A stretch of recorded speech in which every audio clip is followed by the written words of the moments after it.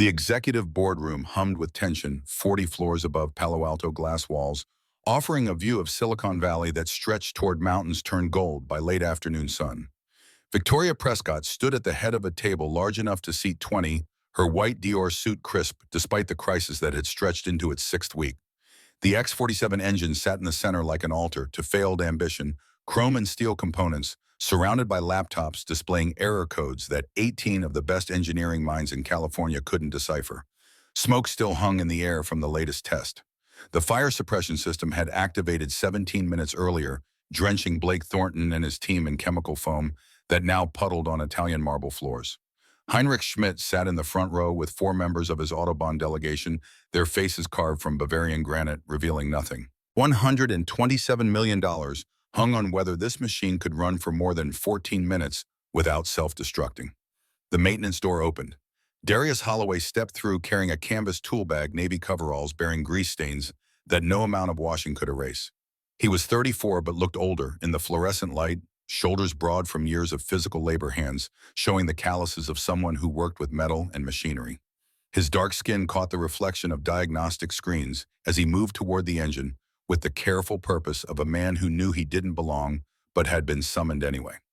Victoria's eyes tracked him like a predator identifying prey. Her platinum bob cut framed a face that had graced the covers of Fortune and Forbes features, arranged in an expression that combined beauty with the particular coldness of someone who had clawed their way to power and intended to keep it. She stepped away from the table, red-soled Louboutin heels clicking against marble with the rhythm of a countdown timer. A janitor! The words dripped with theatrical contempt designed to carry to every corner of the room. You think a janitor can fix what MIT engineers couldn't? Darius stopped 3 feet from the engine. His tool bag settled onto the floor with the soft thud of metal against canvas. When he spoke, his voice carried a calmness that seemed to irritate Victoria more than anger would have. Ma'am, I know engines. This one has. Here's a deal, maintenance boy. Victoria moved closer, close enough that he could smell her perfume, something expensive that probably cost more than his monthly rent. Fix this $2.3 million engine in 2 hours, and I'll marry you right here in front of these investors. The room went silent. Someone in the German delegation coughed. Blake Thornton's face flushed red, whether from embarrassment or suppressed laughter was unclear. Rachel Whitmore stared at her laptop screen with sudden fascination. Victoria leaned in, her voice dropping to a stage whisper that somehow carried to every microphone in the room. But when you fail, and you will, security escorts you out permanently. And I'll make sure every tech company in Silicon Valley knows your name. You'll be unemployable from here to Seattle. Darius met her eyes. Something flickered in his expression, not fear or uncertainty, but a kind of quiet confidence that comes from knowing something others don't. His jaw tightened. Then he nodded once. The screen went black. White text appeared against darkness. You're wondering, did he fix it? Did she really marry him? Let's go back 18 months. The studio apartment in Oakland measured 420 square feet, every inch organized with the precision of someone who couldn't afford wasted space. Morning light filtered through thin curtains, illuminating a kitchen table that doubled as homework station, and dinner table and late-at-night workspace for dreams deferred. Ivy Holloway sat in a mismatched chair wearing a NASA t-shirt 3 sizes too big, her 7-year-old frame swimming in cotton. She spooned cereal from a bowl chipped on one side, milk dribbling down her chin. The gap where her front tooth had fallen out 2 weeks earlier gave her smile a lopsided quality that somehow made it more genuine. Darius stood at the stove waiting for water to boil the 3rd pot of ramen noodles this week. His phone lay face up on the counter, banking app opened numbers that told a story of survival measured in dollars and cents. Current balance $143.67. Rent was due in 4 days. $865. The math didn't work. Hadn't worked for months, but somehow he made it work through a combination of overtime shifts and meals skipped and creative negotiations with landlords who occasionally showed mercy. On the shelf above the microwave sat a photograph in a simple black frame. Sienna Holloway smiled out from a moment frozen in time, her hand resting on her pregnant belly, joy radiating from features that would never age beyond 29. Darius had stopped looking directly at the photo months ago, trained himself to see it in peripheral vision, only because looking straight at it meant remembering the phone call from Oakland police, the clinical description of how a drunk driver had T-boned their Honda on I-580, how Sienna had died instantly, how Ivy had survived in her car seat without a scratch, protected by her mother's body in those final seconds. 4 years. Ivy had been 3. "Daddy, can we go to the Science Museum Saturday?" Her voice pulled him back to the present. He turned off the stove, poured steaming water over noodles that would constitute his breakfast, lunch, and probably dinner. "We'll see Ladybug. Money's tight right now." Ivy kicked her feet against the chair legs, a rhythm only children can sustain without thinking. Sienna's eyes studied him with an intelligence that sometimes unnerved him in its perceptiveness. "But you always say dreams are bigger than the sky." Her grin widened. Bigger than the sky. The phrase had started 2 years ago, his attempt to give her hope in a world that seemed determined to provide very little of it. Now it served as their private code, a reminder that poverty didn't have to mean small ambitions. The commute from Oakland to Palo Alto took 73 minutes door to door. Darius spent them reading technical journals downloaded to his phone, papers from SAE International, and journals he couldn't afford to subscribe to but accessed through library databases with his Oakland Public Library card. This morning it was an article on harmonic frequency optimization in hybrid drivetrain systems, mathematics, and engineering principles that felt like returning to a language he'd once spoken fluently. The voiceover in his head narrated the story he couldn't tell his daughter, not yet. Darius Holloway had mapped out his future at 17 with the precision of an engineer drafting blueprints. MIT Full Scholarship 2009, mechanical engineering with a focus on automotive systems. He'd lasted 3 semesters before his mother collapsed at her nursing shift, stage 4 lymphoma that had metastasized to her bones. He withdrew, came home, watched her die over 18 months while working night shifts at a UPS warehouse to pay for medications that insurance refused to cover. Oakland Community College accepted him 2 years later. He finished an associate's degree in automotive technology with a 4.0 GPA while working 3 jobs. Velocity Motors Detroit hired him as a junior engineer in 2013. He was 21 years old and felt like he'd reclaimed his stolen future.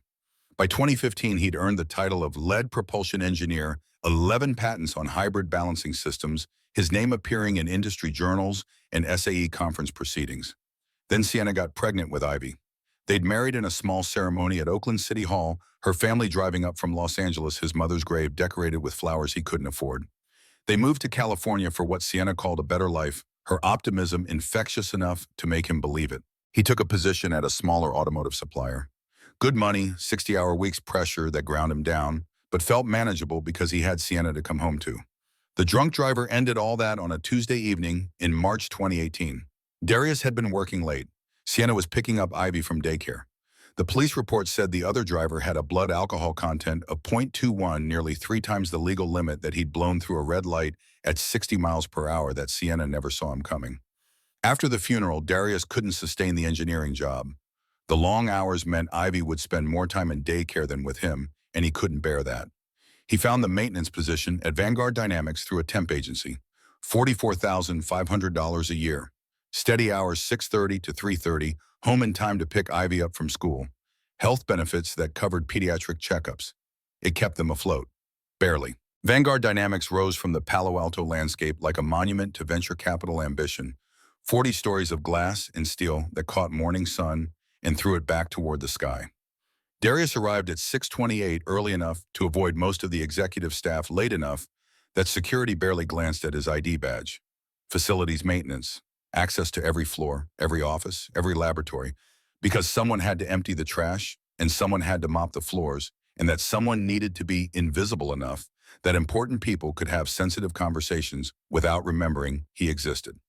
He started on the executive wing, 40th floor, rolling his cart past offices where million-dollar decisions got made over coffee that cost $8 a cup. Victoria Prescott's office sat at the corner windows on 2 sides furniture that probably cost more than Ivy's college fund would ever contain. The door stood slightly ajar. Voices filtered through. 6 weeks, Blake. 6 weeks, and we're no closer to solving this than when we started. Victoria's voice carried a tight control that suggested panic held barely in check. Darius slowed his cart, positioned himself to empty the recycling bin outside her door while appearing busy and therefore invisible. We've run 41 diagnostics, Victoria.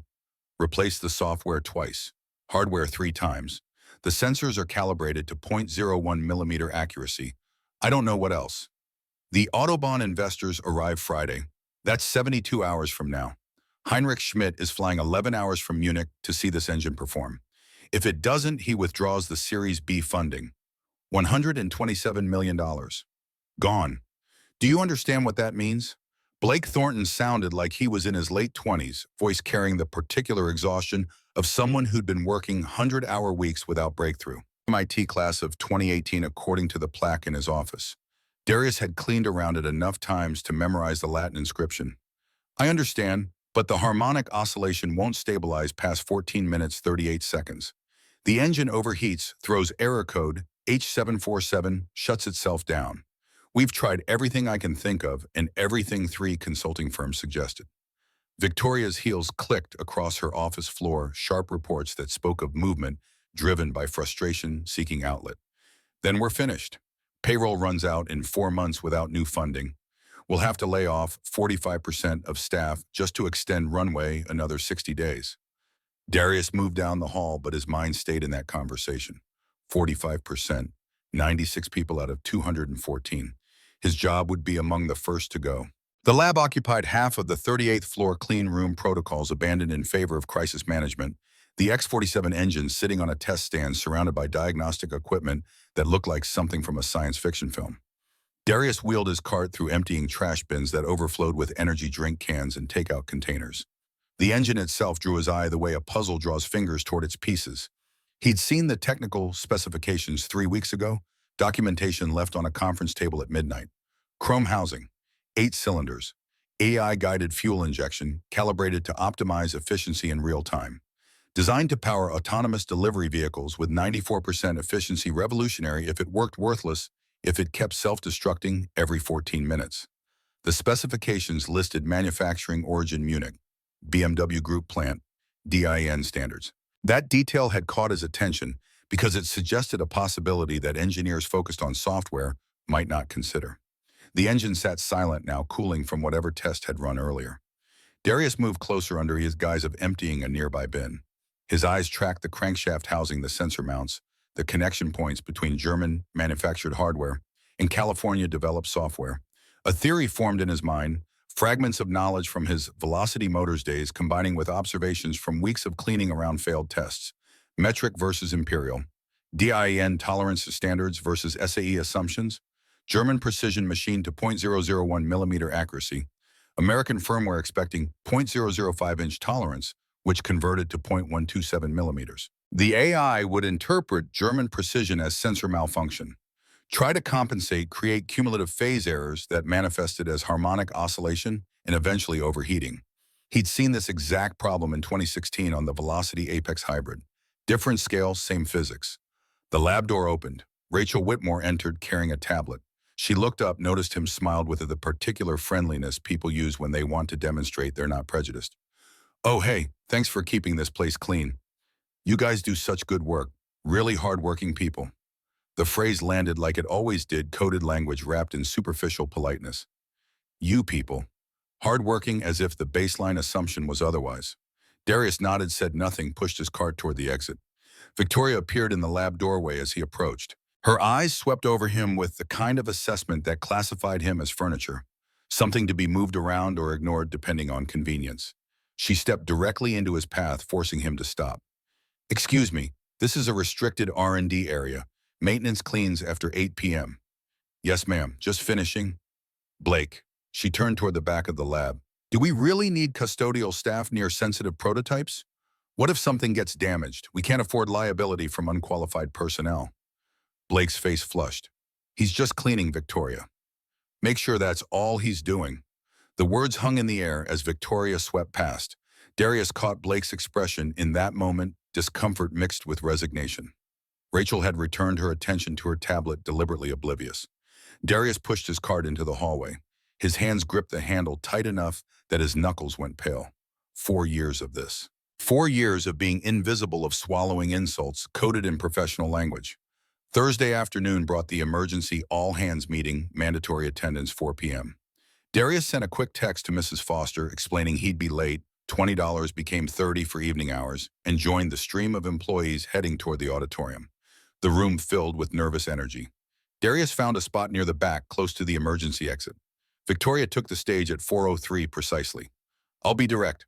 The X-47 engine represents 6 years of development and $2.3 million in R&D investment. Autobahn Ventures arrives tomorrow at 2 p.m. for our demonstration. If the engine fails, they withdraw their Series B commitment, $127 million. She paused, let that number settle. Without that funding, Vanguard Dynamics cannot sustain current operations. We'll be forced to implement immediate workforce reduction. 45%. The room erupted in whispers. Blake, would you walk everyone through the technical situation? Blake Rose clicked through slides. We've attempted 41 different solutions. The pattern remains consistent. Engine runs smoothly for 14 minutes, 38 seconds, then begins oscillating at approximately 27 hertz, overheats, and shuts down with error code H747, harmonic disruption detected. He clicked to a graph showing the failure pattern. At this point, we've exhausted conventional solutions. Metric imperial tolerance mismatch, creating cumulative phase error in the crankshaft harmonics. The words left Darius's mouth before his brain fully processed the decision to speak. 213 heads turned. The silence that followed felt like pressure change before a storm. Victoria's eyes found him. I'm sorry, and you are? Darius stood. Darius Holloway, ma'am. Facilities maintenance. Facilities. Sabanas. Maintenance. She repeated each word separately, investing them with theatrical emphasis. So, a janitor thinks he understands quantum harmonic engineering better than our MIT graduates. Scattered laughter rippled through the room. Darius kept his voice level. Ma'am, I'm not trying to overstep. I just think, do you have a degree in mechanical engineering? I have an associate's degree in automotive technology from Oakland Community College. Victoria's face arranged itself in exaggerated surprise. Community college, how adorable. The laughter grew louder. Blake Thornton stared at his shoes. Near the front, a woman with white hair pulled into a tight bun, Margaret Sullivan, watched Darius with intensity. Victoria descended from the stage, walked up the aisle until she stood 10 feet from Darius. Mr. Holloway, your job is to empty trash cans and mop floors. Those are valuable functions, essential even. But leave the thinking to people with actual qualifications. People who spent years earning degrees that prove they understand complex technical systems. The words landed like punches designed not to physically harm, but to wound in ways that would last longer. Darius felt his jaw clench, felt the familiar sensation of forcing his face into neutral expression, while fury burned behind his eyes. Sit down, Mr. Holloway. He sat. The meeting continued. Victoria outlined contingency plans, discussed timeline for potential layoffs. The words washed over Darius without penetrating. His mind had already moved past humiliation into calculation mode. He knew exactly what was wrong with the X-47 engine, knew how to fix it with a $50 part he could machine in 3 hours. The meeting ended at 5:12. Darius remained seated until only a few stragglers remained. Dr. Sullivan appeared beside him without warning. Walk with me. They moved through empty hallways toward the elevator. Sullivan stabbed the button for the 40th floor. That was specific. Metric imperial mismatch. DIN versus SAE standards. Most janitors don't know what those acronyms mean. Darius kept his eyes on the floor numbers. I used to work in automotive before you became a janitor, before my wife died and I needed steady hours to raise my daughter. The elevator opened onto the executive floor. Sullivan led him to her office, closed the door, opened her laptop, and pulled up a file directory. I checked after the meeting. You've submitted 4 technical reports over the past 2 years through the employee suggestion system, all rejected by HR as outside submitters' scope of expertise. She turned the laptop toward him. Darius leaned forward. His first report had identified a quality control issue causing 0.3% failure rate. Cost per failure, $47,000. His proposed solution, adjust torque specifications on 3 bolts. Cost 0. Status rejected, facilities personnel lack technical credentials. The second, third, and fourth met identical fates. Why are you showing me this? Sullivan closed the laptop. Because I review all QA documentation, including rejected employee submissions. And Darius, your reports were brilliant. Victoria's been throwing away talent because it doesn't come wrapped in Ivy League diplomas. She pulled a folder from her desk drawer. Inside documentation of 17 other submissions over the past 2.5 years, all from employees in non-engineering roles, all technically sound, all rejected by the same HR filter. I've been documenting this for 18 months, but I'm 58 years old and 6 years from retirement, and I can't afford to make waves that'll cost me my pension. You, though, she studied him. You've got nothing left to lose, do you? Darius thought of Ivy's gap-toothed smile, her absolute faith that her father could fix anything. I've got everything to lose. But you're right that I'll lose it anyway if that engine doesn't work tomorrow. The BART train back to Oakland carried Darius through darkness. Mrs. Foster's apartment occupied the second floor. Ivy was asleep on the couch, small body curled around a stuffed elephant. Mrs. Foster sat reading a paperback thriller. Late meeting. I'm sorry. Here's 40. He held out two 20s. Foster waved them away. Child's asleep. You're stressed. Keep your money. But Darius insisted press the bills into her hand because charity corroded something essential. He carried Ivy upstairs, her weight negligible against his shoulder. Their apartment looked smaller each time he entered it. He laid her in the bed they shared and pulled a thin blanket to her chin. Ivy's eyes opened. Daddy, I'm here, Ladybug. Did you fix the big machine? They won't let me touch it, baby. Why not? Because sometimes people don't see what you can do. They only see what you look like. Ivy's eyes closed again, but her voice emerged one more time. That's silly. You taught me actions are bigger than the sky. That's right. He sat beside her for 20 minutes after she'd fully returned to sleep. Eventually, he rose, moved to the kitchen table, opened his laptop, and began to calculate. The X-47 engine's failure pattern pointed to harmonic resonance caused by the AI firmware, misinterpreting manufacturing precision as sensor error. German parts maintained tolerances of plus or minus 0.001 millimeters. The AI assumed SAE tolerances of plus or minus 0.005 inches, which converted to 0.127 millimeters. That hundredfold difference created a cascade of errors. The firmware continuously tried to compensate for what it perceived as defects, making microsecond adjustments. These compensations accumulated, creating phase mismatch that manifested as 27 Hz oscillation. At 14 minutes 38 seconds, the oscillation reached resonance with the engine block. Temperature spiked, shutdown. The solution was elegant, a harmonic damper installed between crankshaft and flywheel precision, tuned to absorb the 27 Hz frequency before it could reach resonance. He'd designed similar dampers at Velocity Motors. The physics were identical, just scaled differently. He opened SolidWorks and began modeling. 8.2 centimeters in diameter, 1.1 centimeters thick, brass tungsten alloy. He ran simulations until 3 in the morning, adjusting parameters, verifying calculations. Sleep came reluctantly, populated by dreams of engines that wouldn't start and Sienna's voice asking him why he'd given up. He woke at 5:30 to Ivy shaking his shoulder. Daddy, you were talking in your sleep about engines. He pulled her into a hug that lasted longer than usual. Friday morning broke clear and cold. Darius went through his routine with mechanical precision ramen for breakfast, Ivy to Mrs. Foster's. By 6:05 BART train at 6:15, Vanguard Dynamics hummed with anticipatory anxiety when he arrived at 6:42. Engineers who normally arrived at 9 were already present, clustered around the engine. At 10:17, Heinrich Schmidt arrived. Darius was cleaning the 40th floor break room when the elevator opened. 5 people in dark European suits. Heinrich himself was 55, steel gray hair, combed straight back. Victoria emerged to greet them. Heinrich, welcome. Heinrich spoke to his assistant in German. Hoffentlich ist diese Firma so kompetent, wie behauptet. Hopefully this company is as competent as claimed. Darius responded before considering consequences. Wir geben unser Bestes, mein Herr. We're doing our best, sir. Heinrich's head snapped towards him. Victoria's smile froze. Sie sprechen Deutsch. Ein bisschen. Victoria closed the distance in 4 strides. Mr. Holloway. My office, now. The German delegation watched with interest. Darius set down his cleaning supplies and followed Victoria. She shut the door with force. How dare you speak to our investors? Who do you think you are? Someone who speaks 4 languages, ma'am. I don't care if you speak 12 languages. You're maintenance. You don't interact with executive-level guests. Ever. With respect, he addressed me directly. This is your final warning. One more incident, one more and you're terminated. No severance, no reference. You'll be unhireable in this valley. Do you understand? Yes, ma'am. Good. Now get out and stay out of sight until this demonstration concludes. Darius left. His hands were shaking. He found a restroom on the 35th floor and stood at the sink, running cold water over his wrists. The mirror showed him a face he barely recognized.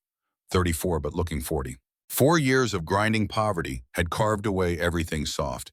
He thought about Ivy asking if he'd fix the machine. He thought about the 73 rejected submissions Sullivan had shown him. He thought about his own 4 reports gathering digital dust. The decision formed slowly. He would fix that engine. Tonight, after everyone left, he would install the damper. And tomorrow when Heinrich arrived for the demonstration, that engine would run. Maybe he'd be fired, maybe arrested, maybe sued into bankruptcy. But Ivy would see that her father fought back, that invisible didn't mean powerless, that dreams bigger than the sky required actions that matched their scale. He dried his hands and returned to his cart. The day stretched ahead, hours to fill with cleaning and calculated invisibility, while his mind refined the plan forming in the spaces between conscious thought. But what Darius didn't know yet, what he couldn't know, was that this single decision would set in motion consequences far beyond one engine, one company, one man's fight for recognition. The 73 rejected submissions weren't accidents. They were evidence of something larger, more systemic, more corrosive than he'd imagined. And Victoria's fear wasn't just about credentials. It was about control slipping through fingers that had never learned to hold anything except power wrapped in process. Tomorrow would reveal whether expertise could survive contact with institutional prejudice, whether one man's knowledge earned through sweat and loss and midnight calculations could break through barriers designed to keep people like him permanently invisible, whether dreams bigger than the sky could be built from materials salvaged from poverty's wreckage. The engine waited in its lab, silent, broken, ready to become either his vindication or his final humiliation. Friday morning stretched into afternoon through a haze of forced normalcy. Darius pushing his maintenance cart through corridors where engineers moved with the frantic energy of people aware their futures balanced on the edge of a demonstration scheduled for 2 p.m. He avoided the 38th floor, entirely kept himself 3 floors away from the lab, where Blake Thornton's team would be conducting final preparations, aware that Victoria's warning had real teeth, and that his presence anywhere near the X-47 engine would provide excuse enough for immediate termination. At 11:47, his phone buzzed. Mrs. Foster's number. His chest tightened as he answered, already calculating how quickly he could reach Oakland if Ivy was hurt or sick or in trouble. "Mr. Holloway, I'm so sorry to bother you at work." Mrs. Foster's voice carried an apologetic tone that immediately signaled the problem wasn't Ivy's health, but something adjacent. "Oakwood Elementary just called. There was an incident." The word incident in the context of elementary schools meant violence or racism or both categories that overlapped more often than administrators wanted to acknowledge. Darius checked his watch, calculated travel time, weighed the certain consequences of leaving work against the equally certain consequences of abandoning his daughter when she needed him. "What kind of incident?" "Something about the science fair. The principal asked if you could come in. She said Ivy is, well, she's upset." 23 minutes on BART plus 12-minute walk brought Darius to Oakwood Elementary at 12:31, the brick building looking exactly as he remembered from his own childhood in this neighborhood 3 decades ago. The office receptionist recognized him, waved him through to Principal Vanderberg's office without requiring the usual visitor check-in process. Ivy sat in a chair that dwarfed her small frame, her NASA t-shirt stained with something that looked like baking soda paste, her face blotchy from crying that had clearly been extensive and recent. She launched herself at Darius the moment he entered, arms wrapping around his waist with desperate strength. Principal Vanderberg rose from behind her desk, a white woman in her 50s whose expression combined professional sympathy with the particular exhaustion of someone tired of mediating conflicts she couldn't actually solve. A man sat in the other visitor chair, expensive suit suggesting tech industry success, face arranged in smug satisfaction that set Darius's teeth on edge. "Mr. Holloway, thank you for coming so quickly." Vanderberg gestured toward the empty chair beside the smug man. "This is Gregory Whitmore. His son is in Ivy's class." Darius remained standing, one hand on Ivy's shoulder. "What happened?" Whitmore spoke before Vanderberg could answer, voice carrying the casual authority of someone accustomed to being heard and believed. "There was an unfortunate misunderstanding at the science fair this morning. My son Ethan has been working on a quite sophisticated project involving solar panel efficiency optimization. Very advanced for 4th grade, Shirin. When we were setting up, I may have made an observation that some children benefit from parental involvement in STEM projects, while others, well, not everyone has those advantages." The coded language landed exactly as intended. Darius felt Ivy's grip on his waist tighten. He forced his voice to remain level, despite rage climbing his spine. "You implied my daughter couldn't have built her project herself because I'm just a janitor." "I didn't say janitor." Whitmore's smile remained fixed, enjoying this. "I simply noted that some parents work at Google, Tesla, prestigious firms where technical knowledge is part of the job. Others work in service positions. That's not judgment, just observation. Your observation made my daughter cry. Each word came out precise, clipped Darius using the control he'd learned over 4 years of swallowing insults to avoid escalation that would only hurt Ivy more. Vanderberg intervened, her tone suggesting she'd rather be anywhere else. Mr. Whitmore has apologized to Ivy. I think we can consider this matter. No. Ivy's voice emerged small but determined. She pulled away from Darius, faced Whitmore directly despite tear tracks still visible on her face. I built my volcano myself. I read 3 library books about chemical reactions. I calculated the baking soda to vinegar ratio for optimal eruption height. My daddy helped me with the measurements, but I did the science. Whitmore's expression shifted toward condescension masquerading as patience. Of course you did, sweetheart. I'm sure your father helped as much as he could. My father is an engineer. Ivy's voice grew stronger. He used to design car engines. He has 11 patents. Darius's heart fractured and reformed in the space between one breath and another. He'd never told Ivy about velocity motors, never shared that part of his past because it felt like bragging about a life that no longer existed. But apparently she'd listened when he explained torque specifications while helping her build the volcano, had absorbed enough context to understand that her father's knowledge came from somewhere deeper than YouTube tutorials. Whitmore turned that condescension toward Darius. You're an engineer. Which company? I'm at Horizon Ventures, VP of Product. Always interested in meeting other technical professionals. The trap was obvious. Darius could claim his velocity motors history, expose himself to follow-up questions about why he was working, maintenance, provide entertainment for a man who clearly enjoyed watching people squirm. Or he could retreat into silence, confirm Whitmore's assumptions, teach Ivy that fights were better avoided than won. He chose the third option, the one Isaiah Holloway had modeled in Detroit garages when white customers questioned his competence. My daughter built that volcano. I watched her calculate reaction rates. I checked her math. She earned every bit of knowledge that went into that project. Whether I work at Google or sweep floors at Google doesn't change the quality of her science. Vanderberg seized the opening for diplomatic exit. I think we're all in agreement that Ivy's project is excellent. Mr. Whitmore, thank you for coming in. Mr. Holloway, I hope Ivy feels comfortable returning to class Monday. Whitmore stood, adjusted his suit jacket, delivered a parting shot wrapped in false friendliness. Of course, no hard feelings. I simply believe in acknowledging reality. Some children have advantages, others don't. Better to learn that early than face disappointment later. He left.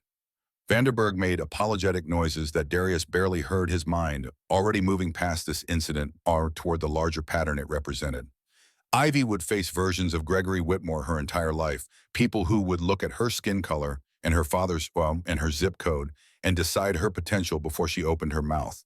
He could shield her from some of it, but she'd need to learn how to fight these battles herself. Outside the school, Ivy's hand found his as they walked toward the BART station. The afternoon sun felt too bright, California weather indifferent to human drama playing out beneath its warmth. Daddy, why do people think you're not smart? The question carved through his remaining composure. He stopped walking, knelt to her eye level on the sidewalk, aware of pedestrians flowing around them, but caring more about this moment than social conventions about blocking foot traffic. Because they judge by appearances, not abilities. They see my uniform and they make assumptions. But that's not fair. No, it's not. But fairness isn't something the world gives you. It's something you have to fight for. Ivy's eyes searched his face, looking for something he hoped she found. Are you going to fix the big machine at work? Show them you're smart? They won't let me near it, remember. Then make them let you. Her 7-year-old certainty contained a clarity that adults spent lifetimes trying to recapture. You always say, if they won't open the door, build your own door. He had said that 2 years ago when she'd been afraid to join the science club because the other kids said girls weren't good at science. He'd told her that closed doors were invitations to carpentry. Now his own advice echoed back at him through her voice, demanding he practice what he preached. You're right, Ladybug. You're absolutely right. They continued to the BART station, rode back toward Palo Alto in afternoon commuter traffic that pressed humanity into metal tubes and carried them along predetermined paths. Darius let Ivy sit by the window, watched her face as she tracked passing landscape, wondered what kind of world she'd inherit and whether he could bend its trajectory even fractionally toward justice. His phone showed 2:17. The demonstration would be underway. Either the engine was running or it had failed again. Either Victoria had secured her funding or she was calculating layoff schedules. In 5 hours, he'd return to the building, execute the plan he'd been refining since midnight, install the harmonic damper that would solve a problem nobody had authorized him to touch. Mrs. Foster met them at the Oakland apartment building entrance, took one look at Ivy's blotchy face and swollen eyes, pulled her into a hug that spoke of decades spent comforting children who'd encountered the world's casual cruelties. Science fair didn't go well. A man was mean about Daddy's job. Ivy's voice came muffled against Mrs. Foster's shoulder. But Daddy stood up for me, and I'm going to be a scientist anyway. That's right. Mrs. Foster met Darius's eyes over Ivy's head, understanding passing between two people who'd both navigated racism's exhausting daily accumulation. You're going to be whatever you want. Don't let anyone tell you different. Darius left them there, Foster volunteering to keep Ivy for the afternoon without being asked, both of them recognizing he needed time to prepare for whatever came next. He climbed to the third floor, entered his apartment, sat at the kitchen table with his laptop and a determination that felt like falling, except in reverse, like rising against gravity through sheer refusal to accept physics as destiny. The harmonic damper design needed final verification before fabrication. He ran simulations again, checked his calculations for the 1,000th time, confirmed that brass tungsten alloy at the specified dimensions would absorb 27 Hz oscillation without introducing resonance at other frequencies. The math was solid, the physics were proven. All that remained was execution. His phone buzzed. Dr. Sullivan. Text message. Engine failed. 14 minutes, 41 seconds this time. 3 seconds longer, but same outcome. Victoria is with the Germans now. Don't know what she's telling them. I'll leave the lab door unlocked tonight. Third floor server room key card taped under the maintenance card handle. You didn't hear this from me. Darius stared at the message until the screen darkened.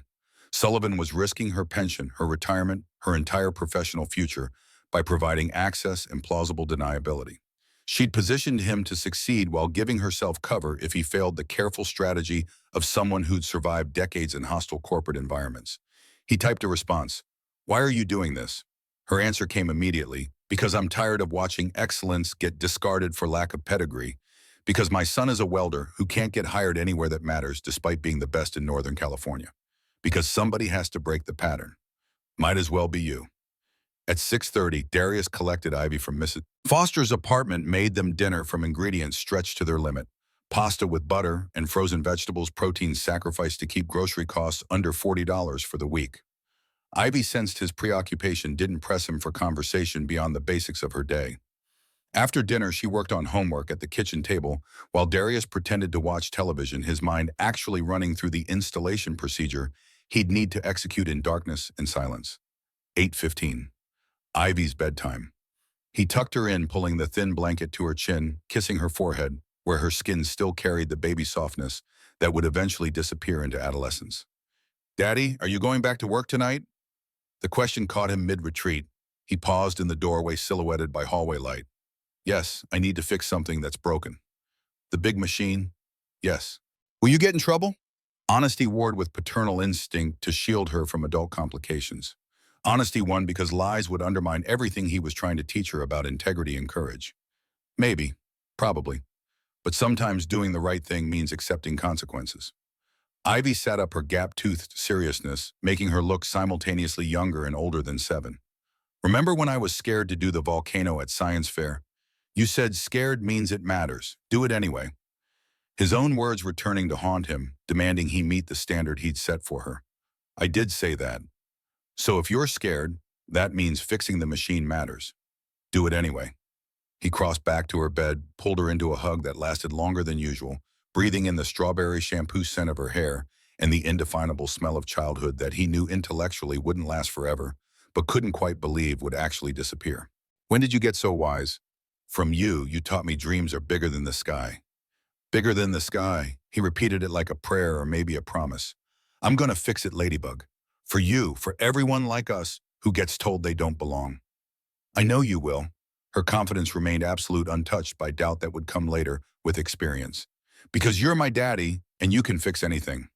He left her there, grabbed his tool bag from the closet, checked that he had everything he'd need, digital calipers, precision, screwdrivers, the design specifications on his phone, 3 energy bars because he didn't know how long this would take.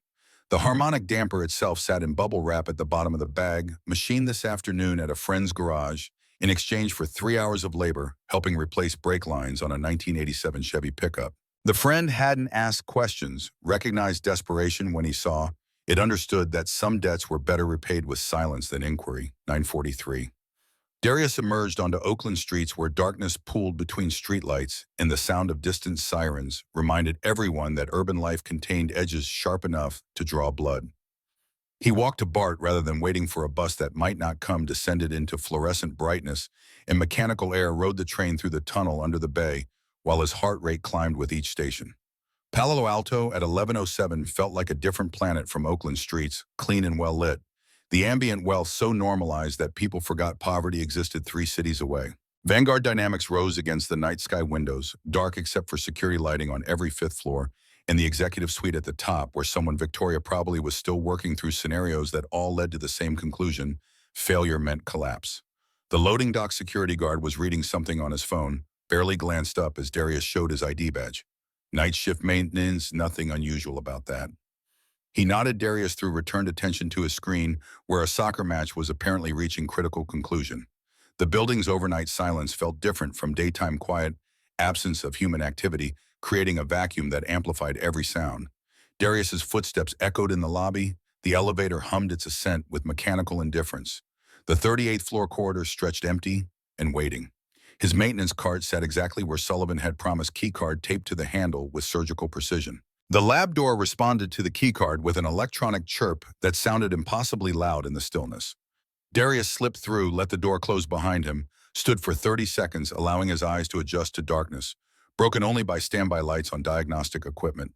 The X-47 engine squatted on its test stand like a sleeping animal, chrome catching reflections and throwing them back toward walls that had witnessed 6 weeks of failure. He approached slowly, setting his tool bag down with care that prevented metal-on-metal sounds. His phone provided illumination, bluish LED glow that turned everything ghostly but gave him enough light to work. He'd memorized the disassembly procedure during afternoon review sessions, knew exactly which 12 bolts needed removal. To access the crankshaft assembly, understood that he'd need to work with surgical precision because reassembly had to be perfect or the engine would fail for entirely different reasons. The first bolt came free at 11:23. The second took longer, to some engineer having over-torqued it during initial assembly, forcing Darius to apply pressure that made sweat break out on his forehead despite the climate-controlled environment. By 11:47, he'd exposed the crankshaft, the precisely machined German steel that represented thousands of hours of engineering development and millions of dollars in R&D investment. The harmonic damper emerged from bubble wrap like a holy relic, brass tungsten alloy, catching phone light and seeming to glow from within. 8.2 centimeters in diameter, 1.1 centimeters thick, mass balanced to 0.0003 millimeter tolerance. Darius had made this with his own hands, machined it on equipment that wasn't quite precise enough, hand finishing it with files and patience until measurements satisfied requirements that most people couldn't achieve with computer-controlled tools. Installation required absolute concentration. The damper had to seat perfectly between crankshaft and flywheel. Any misalignment would introduce vibrations worse than the problem it solved. He worked slowly, checking alignment with digital calipers every few seconds, torquing mounting bolts to exactly 47 Newton meters, using a wrench he'd calibrated against known standards. Midnight passed. 12:30, 1 a.m. The installation procedure that should have taken 40 minutes stretched toward 90 as Darius triple-checked every measurement, verified every connection, ensured that nothing in his modification would create liability or danger. This wasn't sabotage, despite what Victoria might claim. This was engineering performed to standards higher than most professionals bothered to meet. At 1:43, the reassembly was complete. The engine looked identical to how he'd found it, except for the damper, now integrated into its drivetrain, invisible modification that would transform failure into success. Darius packed his tools, erased evidence of his presence, paused with his hand on the door handle. If this worked, he'd just saved 96 jobs. If it failed, he'd destroyed his own life and possibly faced criminal charges. The stakes balanced on a piece of metal, smaller than a coffee mug, on calculations he'd run 1,000 times, on faith in physics that had never yet betrayed him. He left the lab at 1:58, descended to the loading dock, past the security guard, who was now watching a different match, or maybe the same one in overtime. The night air felt cold after climate-controlled interior, shocking his system into alertness that pushed away exhaustion. He walked to BART Road, empty trains, through early morning hours when only shift workers and insomniacs populated public transportation, emerged into Oakland as Friday became Saturday. Mrs. Foster's apartment showed no lights. Darius climbed to the third floor as quietly as possible, entered his own space, stripped off clothes that smelled like machine oil and fierce sweat. Ivy slept undisturbed, her small body barely making an impression in the mattress they shared. He stood watching her for 5 minutes, memorizing this moment before everything changed one direction or another. Saturday morning arrived with fog rolling in from the bay, turning the world gray and indistinct. Ivy woke at 7:30, found Darius already awake at the kitchen table, laptop open to news sites that carried no information about Vanguard dynamics or engine failures or anything that mattered to the narrow corridor of his concerns. Did you fix it? Her first words, not good morning or I'm hungry, just the question that mattered most. I installed a component that should solve the problem. Whether it works, we'll find out this afternoon. Can I come watch? Absolutely not. The words came out sharper than intended. He softened his voice, pulled her close. This might go very wrong, Ladybug. If it does, I don't want you there to see it. But if it goes right, I want to see you win. Her logic was irrefutable and heartbreaking in equal measure. He kissed the top of her head, promised they'd celebrate when it was over, made breakfast that neither of them had much appetite for. At noon, his phone rang. Dr. Sullivan. He answered with dread coiling in his stomach. Darius, you need to get here. Now. What happened? Victoria came in early, found the engine. She knows someone modified it overnight. Security is reviewing footage. She's calling an emergency meeting for 1:30. If you're not here, she'll know it was you. I'll be there in 40 minutes. He ended the call, turned to Ivy, who'd been listening with the intense focus children bring to adult conversations they're not supposed to hear. I have to go to work. Emergency meeting. Because you fixed the engine. Because someone fixed the engine and they're trying to figure out who. Are you going to tell them? The question hung between them, pregnant with implications about integrity and strategy and what lessons he wanted to impart. Darius knelt to her eye level, took her small hands in his calloused ones. I'm going to let the engine speak for itself. If it works, then we'll talk about who fixed it. If it doesn't work, then it doesn't matter who tried. Ivy nodded with seriousness beyond her years. Bigger than the scamandum. Bigger than the skate, Mrs. Foster agreed to take Ivy for the afternoon, waved away payment with the explanation that some things transcended transactions. Darius rode BART through midday, crowd's anxiety building with each station. By the time he reached Vanguard Dynamics at 1:08, his hands were shaking despite conscious effort to maintain calm. The building's energy had shifted from yesterday's frantic preparation to something darker, an anger looking for targets. Employees clustered in small groups, whispering urgently, their body language suggesting scandal or crisis or both. Darius kept his head down, pushed his maintenance cart toward the elevators, tried to project normalcy despite everything screaming that normal had left the building sometime around midnight. Victoria's voice reached him before he saw her, sharp and furious, carrying from the 40th floor conference room where she'd apparently corralled her senior staff. Someone accessed that lab without authorization. Someone modified our proprietary engine. This is industrial sabotage, and I will find out who's responsible. Blake Thornton's voice responded a lower member, harder to make out. Victoria, if someone fixed it, maybe we should. Fixed it. We don't know if they fixed anything. They could have introduced new problems, created liability, violated our insurance protocols. We run demonstrations on equipment that's been certified by authorized personnel, not tampered with by unauthorized actors. Darius reached the 38th floor at 1:27. The lab door stood open, 3 security personnel inside, examining the engine, while a 4th reviewed laptop footage that would show nothing useful. Darius had been careful to work in camera blind spots, a skill learned during 4 years of understanding exactly where surveillance coverage existed and where it didn't. Dr. Sullivan appeared beside him without warning her approach, silent, despite sensible shoes. Her face carried worry mixed with something that might have been admiration or possibly concern that she'd enabled a disaster. She's convinced it's sabotage. Won't listen to anyone suggesting we should test the engine to see if the modification actually works. What about Heinrich, the demonstration? Postponed. Victoria told him we discovered unauthorized tampering, needed 24 hours to verify security.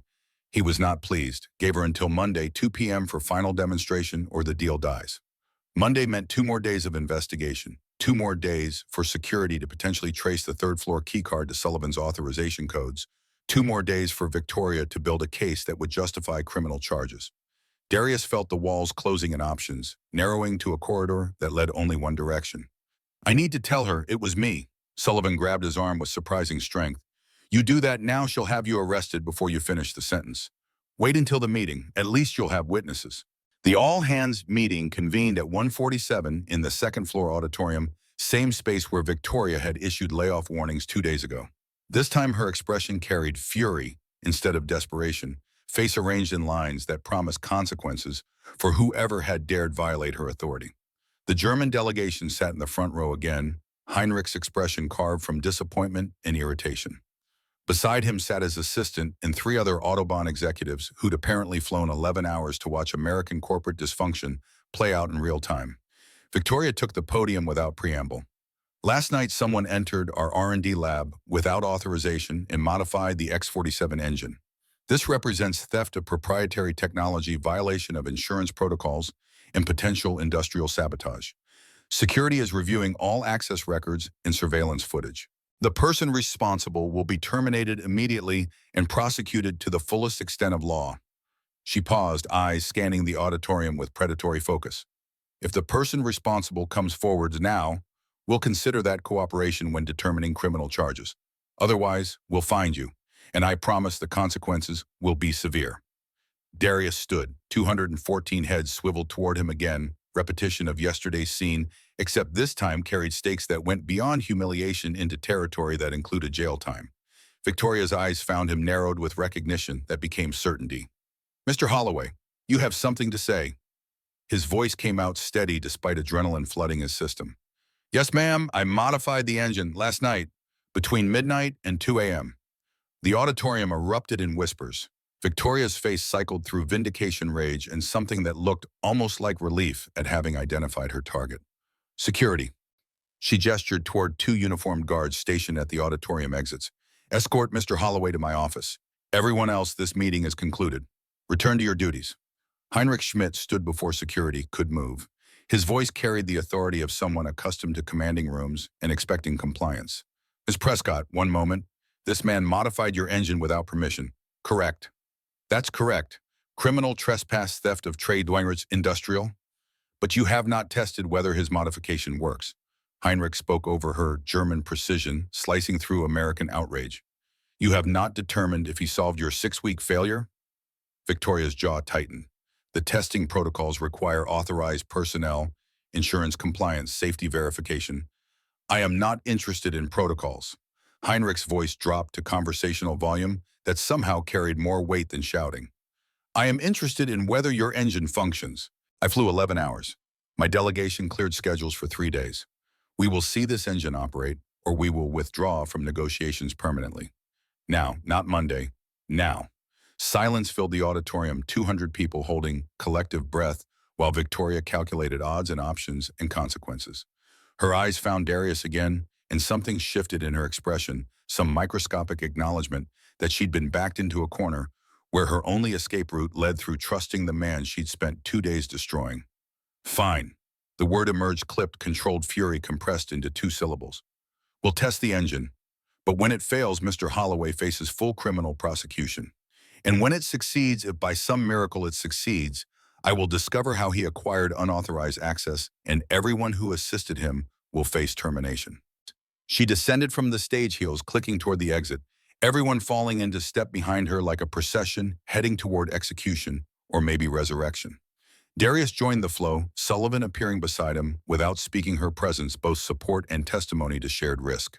The 38th floor lab had never held this many people, engineers and executives and German investors crowding around the X-47 engine, while security footage played on wall-mounted monitors showing empty corridors that proved nothing. Victoria positioned herself near the control station where Blake Thornton stood ready to initiate the test sequence. Heinrich moved to stand directly beside Darius, examining him with frank curiosity that had nothing to do with color or class and everything to do with competence. "You are facilities maintenance, yes." "Yes, sir." "But you know automotive engineering." "I used to be lead propulsion engineer at Velocity Motors." Detroit. "Left the field when my wife died." Heinrich's eyebrows rose fractionally. "Velocity Apex Hybrid, the Motor Trend car of the year 2016. "Yes, sir, I designed the drivetrain harmonic balancing system." "That was elegant work. I read the SAE paper." "You are—" He paused, pulled out his phone, typed rapidly, studied the screen. "You are Darius Holloway. 11 patents. Why are you pushing maintenance cart?" "Because I have a 7-year-old daughter who needs health insurance, and can't wait for me to find engineering work that accommodates single father hours. Heinrich nodded slowly, expression suggesting he'd solved an equation that had been bothering him. And last night you installed what modification? Harmonic damper, brass tungsten alloy, 8.2 centimeters diameter, precision balanced to absorb the 27 hertz beating frequency caused by metric imperial tolerance mismatch between German manufacturing and American firmware assumptions. The technical specificity seemed to satisfy something in Heinrich's Germanic need for precision. He turned toward Victoria.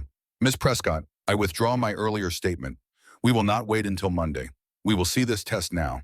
If Mr. Holloway's modification works, Autobahn increases our investment by 20%, and I want him consulting on our Munich facility. If it fails, you may prosecute him as you wish. Begin the test. Victoria's face had gone pale beneath expertly applied makeup. Her hands gripped the edge of the control station with enough force that her knuckles showed white. She looked at Blake. Thornton found no escape route.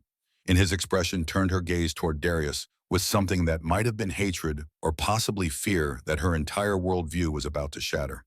Start the engine. Blake's fingers moved across the control interface, initiating sequences Darius had watched fail 42 times in the documentation he'd memorized. The engine roared to life, 8 cylinders firing in perfect synchronization sound that resonated in chest cavities and made the floor vibrate with contained power. Diagnostic screens bloomed green across the board, temperature readings, normal pressure, optimal. The AI reporting harmonics within acceptable parameters for the first time in 6 weeks. 2 minutes, 5 minutes. The 14-minute threshold approached like a countdown to execution. The room held its collective breath, 200 people watching screens that showed the same pattern as always, except this time the oscillation that should have been building toward resonance simply wasn't there. The damper absorbed the beating frequency before it could cascade invisible modification, performing exactly as Darius had calculated during midnight design sessions. 14 minutes, 38 seconds, the moment of previous failures. The engine continued running, temperature stable at 187 Fahrenheit, efficiency reading, climbing toward levels that shouldn't have been possible. Blake Thornton's voice emerged strangled with disbelief. Harmonic oscillation is completely suppressed, temperature holding steady. We're at 97.6% efficiency. That's 3.6% above theoretical maximum. 15 minutes. 20. The test continued past any reasonable demonstration requirement, Victoria unable to order shutdown, because stopping now would mean admitting success, and success meant confronting every assumption she'd built her career upon. At 30 minutes, Heinrich Schmidt began slow, methodical applause that built as others joined engineers and executives and German investors, recognizing that they were witnessing problem-solving at a level that transcended credentials and accessed something more fundamental about human capacity for innovation. Victoria stood frozen, her face cycling through emotions too complex to name. The engine ran flawlessly, screens showing performance that exceeded 6 years of development, goals all achieved through a modification installed by someone she'd dismissed as unqualified, someone she'd threatened with arrest, someone who'd just proven that excellence wasn't gate-kept by degrees, but by understanding and effort and willingness to see problems clearly. Blake Thornton broke the silence. We should shut it down. We've proven the modification works. No. Victoria's voice came out barely above a whisper. Let it run. I want to see how long it operates. 40 minutes. 50.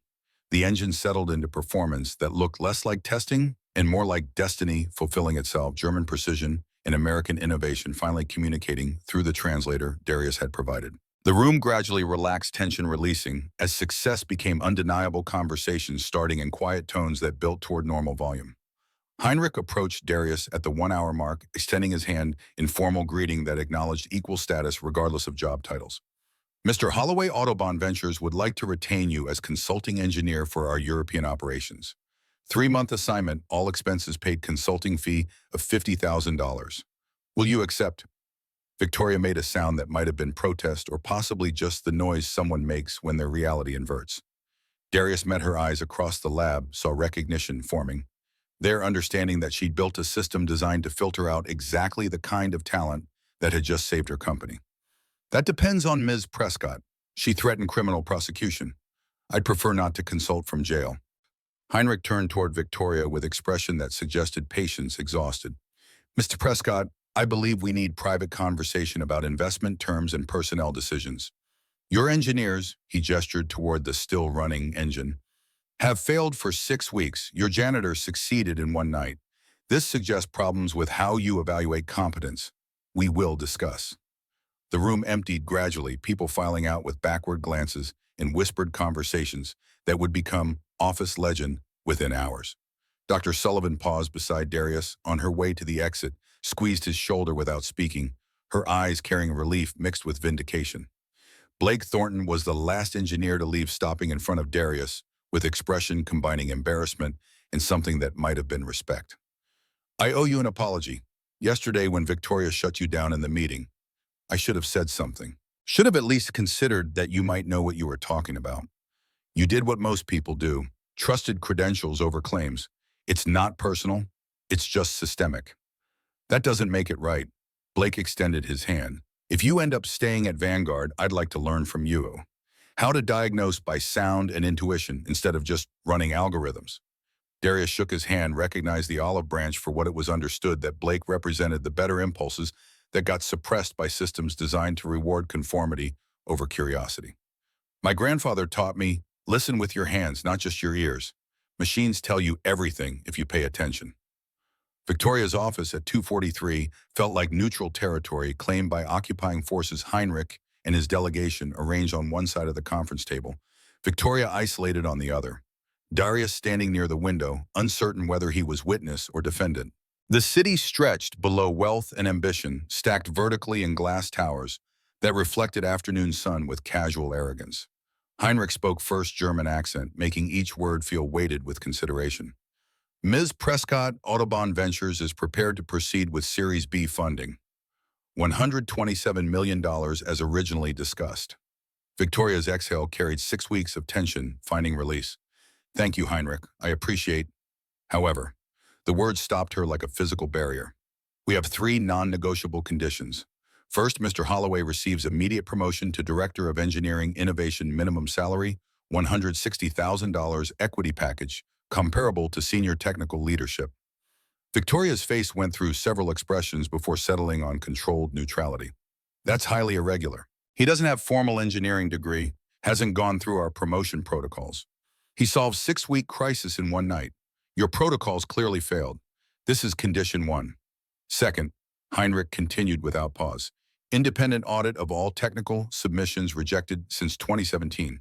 Any ideas deemed valid by external engineering review will be implemented with retroactive compensation to submitters. Victoria opened her mouth closed. It processed implications of having outside evaluators examine her decision-making over 8 years. Her hands gripped the armrests of her chair with visible force. Third, Heinrich looked directly at Darius. Autobahn receives board seat with veto power over senior personnel decisions. We will not permit another situation where qualified engineers push maintenance carts because of credential prejudice. The silence stretched long enough that distant traffic sounds filtered through supposedly soundproof windows.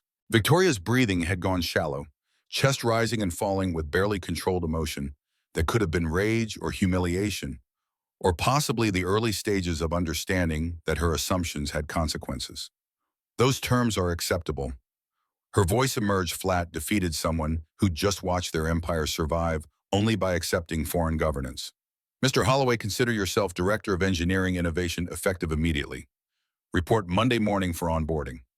Darius nodded, processing the magnitude of what had just occurred. 48 hours ago, he'd been invisible maintenance worker facing termination. Now he held senior leadership position at a company valued at $800 million salary that would lift him and Ivy out of poverty overnight, equity that could become life-changing wealth if Vanguard succeeded. But the victory felt incomplete, a personal triumph that left systemic problems mostly intact. I have conditions of my own. Victoria's head snapped up, eyes flashing with anger at his audacity. You're in no position to Dr. Margaret Sullivan is promoted to VP of Quality Assurance. She's protected this company's technical integrity while everyone else focused on credentials. She deserves recognition. Heinrich nodded approval. Victoria's jaw worked soundlessly before she managed words. Agreed. Anything else? The 73 rejected submissions Dr. Sullivan documented. I want those people contacted personally. Apologized to. Offered positions if they're qualified. Compensated for ideas you stole and implemented without credit. We didn't steal. You took their intellectual labor and discarded it because they didn't have the right pedigree. That's theft of a different kind. Makes it right. Victoria stood, moved to the window, stared out at the valley that had built empires on innovation, while simultaneously gatekeeping access to innovation based on increasingly arbitrary credentials. When she turned back, her face had rearranged itself into something that looked almost like vulnerability. Why did you do it? Risk everything, career and freedom, for a company that treated you like garbage. Darius thought about Ivy asking if he'd fix the machine, about Mrs. Foster watching neighborhood kids for rates that barely covered electricity, about his mother dying because insurance classified life-saving treatment as optional, about Isaiah Holloway teaching him that engines don't care about skin color, but people do, and the gap between those two facts creates the space where injustice flourishes. Because 96 people were about to lose their jobs through no fault of their own. Because my daughter needs to see that invisible doesn't mean powerless. Because someone had to prove that talent exists everywhere, but opportunity doesn't. And maybe if I proved it loud enough, the system might bend a little bit toward justice. Victoria absorbed this expression, suggesting she was encountering a concept that challenged frameworks she'd spent decades building. When she spoke again, her voice carried something that might have been respect or possibly just exhaustion. I'll make the calls personally. The 73 people, I'll apologize and offer restitution. But I need you to understand, I built this company because my father's business collapsed when he trusted the wrong people. He had no systems, no verification, just gut instinct and friendship. When his CFO embezzled 4.7 million, it destroyed him. I vowed never to make that mistake. Only trust-proven competence, verifiable credentials, documented excellence. Your father's mistake wasn't trusting people without credentials. Darius moved toward the door, ready to leave this office and collect his daughter, and begin processing how fundamentally his life had just transformed. His mistake was trusting character instead of competence. Those aren't the same thing, and credentials don't prove either one. He left her there, descended through 40 floors of recently saved jobs, emerged onto Palo Alto streets where afternoon had softened toward evening. His phone showed 417. Ivy would be wondering if he'd won or lost, if dreams bigger than the sky had manifested or evaporated. The BART train carried him home through the tunnel under the bay, through stations where people lived stacked lives in cities built vertically because horizontal expansion had been exhausted. Oakland at 543 felt different somehow, same streets and same poverty, but carrying possibility that hadn't existed this morning. Mrs. Foster opened her door before he could knock, Ivy launching herself at him with velocity that nearly knocked him backward into the hallway. Did you win? Did you fix it? He picked her up, despite her getting too big for that, carried her inside, while Mrs. Foster smiled with understanding that this was a moment requiring witness. I fixed it. The engine works, and they promoted me. I'm a director now. We're going to be okay, Ladybug. Ivy pulled back to study his face, searching for confirmation that this wasn't a dream or a mistake. We can go to the Science Museum. We can go to the Science Museum every weekend if you want. And I don't have to leave school. The question drove a spike through his chest, reminder that 7-year-olds shouldn't have to worry about housing stability and school continuity, but his daughter had learned those concerns earlier than most. You're not leaving school. We're staying right here in Oakland. Same apartment, same missus Foster, same everything except Daddy's job and our bank account. Ivy's hug tightened with relief that children shouldn't have to feel. Mrs. Foster wiped her eyes with a tissue pulled from seemingly nowhere, moved to the kitchen with muttered explanation about making tea nobody needed, but everyone wanted. Later that evening after dinner, that was barely more elaborate than usual because Darius's new salary wouldn't start for another 2 weeks after Ivy had fallen asleep mid-sentence, telling him about the dream she'd had where he fixed machines that helped everyone. Darius sat at his kitchen table with his laptop open to an email from Victoria. Subject line: implementation plan. The body outline next steps: formal promotion paperwork, equity grant documentation, audit procedures for the 73 rejected submissions, timeline for personal apologies and restitution offers. The language remained professional, but carried undertones of someone forced to confront that their survival had required help from a source they'd refused to see. A second email arrived at 9:23 from Dr. Sullivan. You magnificent bastard, you actually did it. VP of QA. Me. After 7 rejections in 27 years. Drinks on me when this settles down. Which might be never, but the offer stands. A third email at 9:41 from Blake Thornton. Team meeting Monday 10 a.m. I'm telling everyone you're my boss now in every way that matters. Looking forward to learning from you. Darius closed the laptop, moved to the window where Oakland spread below in patterns of light that marked lives being lived in circumstances ranging from comfortable to desperate. Somewhere in this city were 73 other people who'd been told they didn't belong, whose ideas had been rejected, whose talent had been filtered through systems designed to preserve hierarchy disguised as meritocracy. Starting Monday, he'd help change that. Not fix it completely, not solve systemic problems with one promotion, but bend the trajectory a few degrees toward justice and see what happened over time as those few degrees were compounded into meaningful transformation. His phone buzzed, unknown number. He answered with wariness learned from years of bill collectors and scam calls. Mr. Holloway, this is Andrea Yates from TechCrunch. I'd like to interview you about what happened at Vanguard Dynamics today. Word is you solved a 6-week crisis that had stumped MIT engineers despite working as maintenance. That's a hell of a story. I'm not interested in publicity. I just want to do my job. The story's getting out with or without you. Better to control the narrative than let others define it. We go to press Monday morning. You have until Sunday evening to decide if you want your voice included. She ended the call before he could respond, leaving him holding a phone that represented a choice about visibility and vulnerability. The story would spread regardless. Question was whether he wanted to shape its telling or let others impose their interpretations. He thought about Ivy's question earlier. Can we go to the Science Museum? Thought about all the other children who'd been told their dreams were too big, their ambitions unrealistic, their potential limited by zip codes and skin color and family wealth. Thought about Gregory Whitmore's condescension and Victoria's systematic exclusion and the 73 rejected submissions gathering digital dust. If his story could crack open doors for other people, maybe publicity was price worth paying. Bigger than the sky meant accepting the weight that came with visibility, the responsibility that followed success, the obligation to transform personal victory into systemic change. He'd decide by Sunday. For now, he had Saturday with Ivy first morning in 4 years, where he'd wake without the immediate panic of checking bank balances and calculating how to stretch $40 into grocery budget and wondering which bill he could delay without losing essential services. Monday would bring its own challenges, learning to navigate executive leadership managing people who'd recently dismissed him as janitor, implementing reforms that would face resistance from those invested in preserving existing hierarchies. But Monday was 2 days away. Tonight, he had his daughter sleeping peacefully in the apartment. They wouldn't lose dreams bigger than the sky, finally aligning with possibilities approaching bigger than sky achievement. The engine that had trapped him in poverty for 4 years now transformed into the mechanism of his liberation.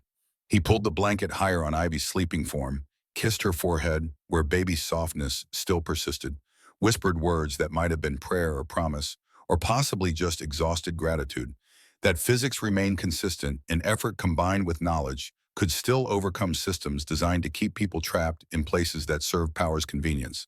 Tomorrow would take care of itself. The engine ran.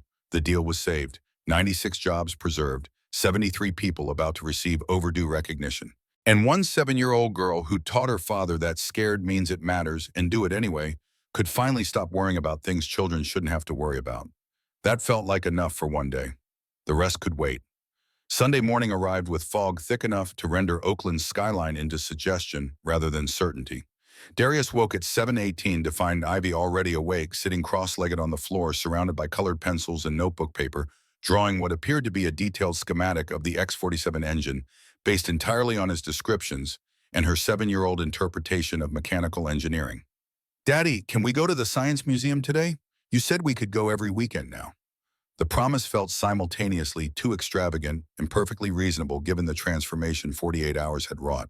His phone showed 3 new emails overnight, all from TechCrunch's Andrea Yates, with increasingly specific questions about timeline, his educational background. Victoria's response. The deadline she'd given him was 7 p.m. tonight, 14 hours to decide whether his story became public narrative or remained private victory. "Get dressed, Ladybug. Museum opens at 10. The California Academy of Sciences occupied prime real estate in Golden Gate Park, San Francisco's commitment to making education accessible, manifesting in architecture designed to inspire wonder. Ivy gravitated immediately toward the planetarium show, exploring exoplanet detection. She absorbed every detail with focus that reminded Darius uncomfortably of himself at that age before life had taught him that intelligence without opportunity was just another form of frustration. After the show, they wandered through exhibits on earthquake geology and climate systems, while Ivy peppered him with questions about plate tectonics and carbon cycles. Other parents noticed the depth of her knowledge. A woman in expensive athletic wear approached as Ivy was explaining why the Richter scale had been replaced by moment magnitude. "Your daughter is remarkably bright. Does she attend a gifted program?" Darius felt the familiar tension. "She's in public school. Oakland." The woman's expression shifted almost imperceptibly, sympathy mixing with the particular discomfort of privileged people confronting poverty's constraints on talent. "Well, she's clearly destined for great things." After she left, Ivy tugged his sleeve. "Why did she look sad when you said Oakland?" "Because some people think where you're from determines where you'll go. They're wrong, but changing their minds takes more work than it should." At 2:30, they stood in front of the rainforest exhibit. Ivy pressed her face against the glass, watching poison dart frogs navigate artificial leaves. "Daddy, when you were my age, did you know you'd be an engineer?" The question pulled him back 30 years to a different version of this museum, Isaiah Holloway bringing him here on rare days off from Ford. "I knew I liked fixing things. Didn't know what that would become." "When you fixed the engine Friday, were you scared?" Honesty felt more important than comfort. "Terrified. I thought I might go to jail, lose my job, destroy our lives trying to prove I was right.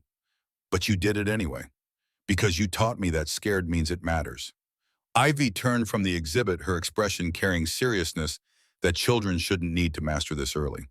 "At school, kids say their parents work at Google and Apple. I used to not know what to say because you cleaned floors. Now what do I tell them?" The question excavated complexity he hadn't fully processed, the way his promotion simultaneously validated his competence and revealed how much his perceived failure had weighed on his daughter. "Tell them your dad solves problems other people can't.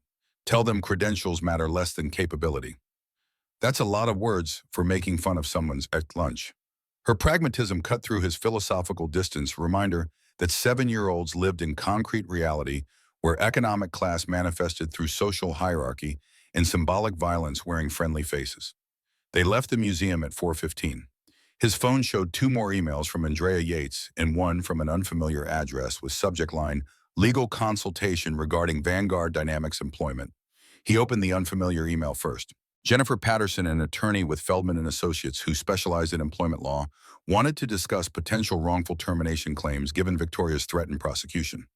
The email noted that Darius's documentation of rejected submissions might constitute evidence of systemic discrimination actionable under federal statute. The prospect of legal action felt simultaneously validating and exhausting. But the 73 other people whose ideas had been rejected might benefit from legal pressure that forced more than just voluntary reform. He typed a response to Andrea Yates, "I'll give you an interview, but I need you to understand this isn't about one villain and one hero. It's about systems that filter competence through arbitrary gates.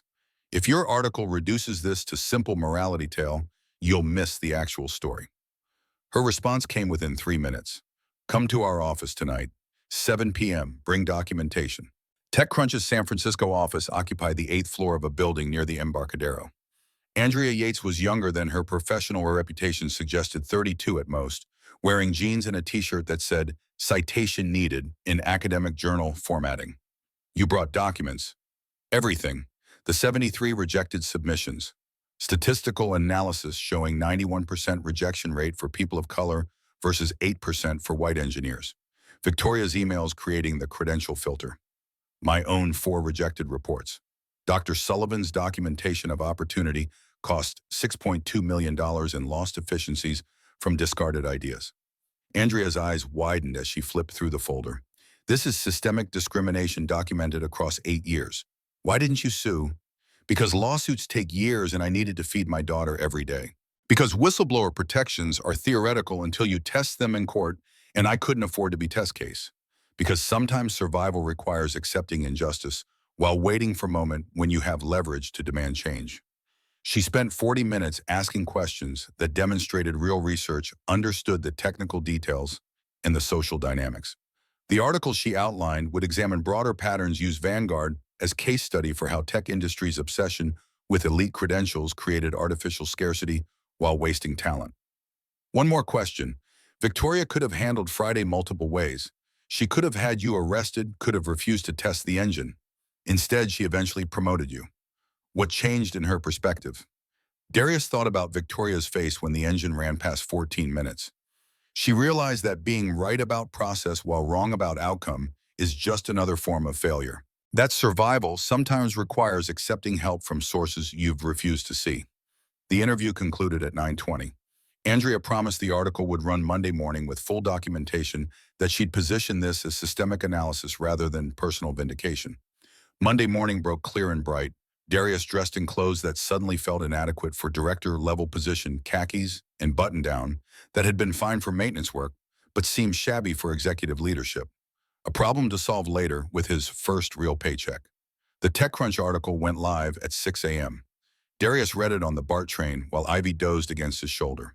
Andrea had structured it perfectly, opening with the dramatic Friday demonstration before pulling back to examine systemic patterns, weaving together his story with data about credential filtering across tech industry. The headline read, "The 6-2M Cost of Credential Prejudice: How Silicon Valley's Degree Obsession Wastes Talent." By 7:15, when Darius reached Vanguard's lobby, the article had been shared 8,000 times, picked up by Bloomberg and Forbes and Wall Street Journal, transformed into broader conversation about education, opportunity, and arbitrary barriers. Security recognized him immediately, confusion visible as they tried to reconcile maintenance worker they'd waved through for 4 years with director-level executive whose photo now appeared in national publications. His new office occupied corner space 2 doors from Victoria's windows, providing views that stretched toward Stanford campus and mountains beyond. Dr. Sullivan appeared at 7:53 carrying 2 coffees. "Congratulations on the article. Also, fair warning, Victoria's been in emergency damage control meetings since 6:30. Board is concerned about reputational impact." The article was accurate. Documentation supports every claim. Accurate and devastating aren't mutually exclusive. You just publicly expose that Vanguard systematically discriminated for 8 years. That creates legal exposure. Blake Thornton knocked at 8:03. "The engineering team wants to meet at 10. Everyone wants to hear how you diagnosed the failure when we missed it for 6 weeks." "I'll be there, but Blake, I'm not your boss. We're colleagues with different areas of focus. Collaborative structure, not hierarchical." Blake's shoulders relaxed. "That's not how Victoria usually structures leadership roles." "I'm not Victoria." The 10 a.m. engineering meeting occupied the main conference room, 27 people arranged around a table designed for 15. Rachel Whitmore started immediately. "Darius, I want to apologize for that comment about hardworking people. I didn't realize how condescending it sounded until I read the article this morning." Apology accepted. The thing about systemic prejudice is that it operates through people who think they're being polite. Recognizing it is first step. The meeting evolved into technical deep dive that lasted 90 minutes. Engineers asking questions about diagnostic methodology, while Darius tried to articulate knowledge that existed partly in conscious thought, but mostly in muscle memory and accumulated experience. After the meeting dispersed, Darius returned to his office to find Victoria waiting. She'd aged visibly since Friday, new lines around her eyes suggesting sleep had been scarce. "Close the door." He complied, took his seat, waited. "The article is causing significant reputational damage." Board received 47 calls from institutional investors concerned about discrimination liability. Legal team estimates potential exposure from class action, lawsuit at 15 to 30 million. Then maybe you should have thought about legal exposure before building systems that systematically discriminated for 8 years. Victoria's jaw tightened. "I built those systems to protect this company after my father's business collapsed from trusting the wrong people." "Your father trusted an embezzler. I'm not an embezzler. The 73 people you rejected aren't embezzlers. We're engineers who happen to lack credentials you arbitrarily decided were prerequisites for being heard." "So you're planning to destroy the company you just saved." "I'm planning to ensure this doesn't happen to anyone else. Whether that requires lawsuit depends on how seriously you take reform." Which is your belief that credentials prove competence and their absence proves incompetence. That belief is factually wrong and morally corrosive until you genuinely understand that no policy change will stick. Victoria stood, moved to the window. When she turned back, her expression had shifted into something that looked almost vulnerable. "My father died 3 years ago.